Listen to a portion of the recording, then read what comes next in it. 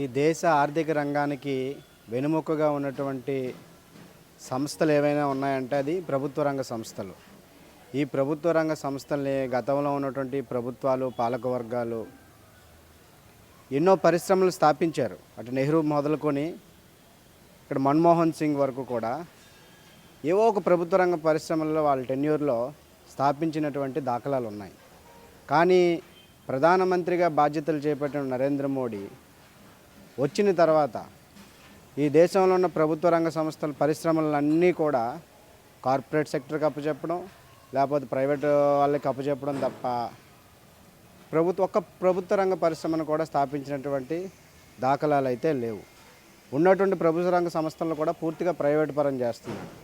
ఈ నేపథ్యంలోనే ఉమ్మడి ఆంధ్రప్రదేశ్లోనే ఒక పెద్ద దేశంలోనూ కూడా దేశం మొత్తం మీద చూసుకున్నా సరే సముద్ర తీరంలో ఉన్నటువంటి ఉక్కు కర్మాగారం ఏదైనా ఉందంటే అది విశాఖ ఉక్కు కర్మాగారం.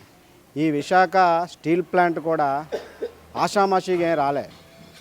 అనేక మంది స్థానికంగా ఉన్నటువంటి రైతులు దరిదాపుగా 22,000 ఎకరాల భూమిని వాళ్ళు ఈ పరిశ్రమ కోసం త్యాగం చేశారు. అంతేకాకుండా ఈ పరిశ్రమ రావడం కోసం అప్పట్లో ఉన్నటువంటి విద్యార్థులు కానివ్వండి, కమ్యూనిస్టు పార్టీ రాజకీయ నాయకులు కానివ్వండి, ఎమ్మెల్యేలు లేకపోతే వీళ్ళంతా కూడా రాజీనామాలు చేశారు. అంతేకాకుండా 32 మంది అమరుల త్యాగాలకి ప్రతీక విశాఖ ఉక్కు కర్మాగారం. 32 మంది బలిదానంతో వచ్చింది ఆ విశాఖ ఉక్కు కర్మాగారం.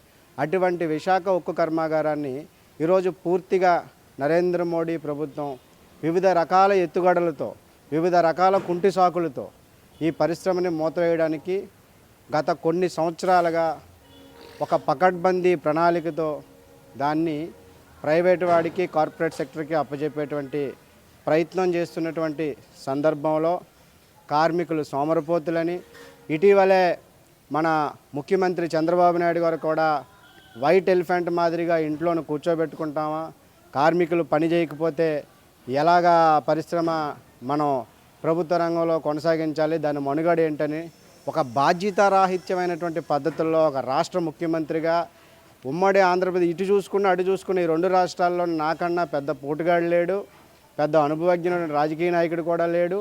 చట్టసభల్లో నాదే అత్యంత అనుభవం ఉన్నటువంటి నాయకుడిని అని చెప్పుకున్నటువంటి చంద్రబాబు నాయుడు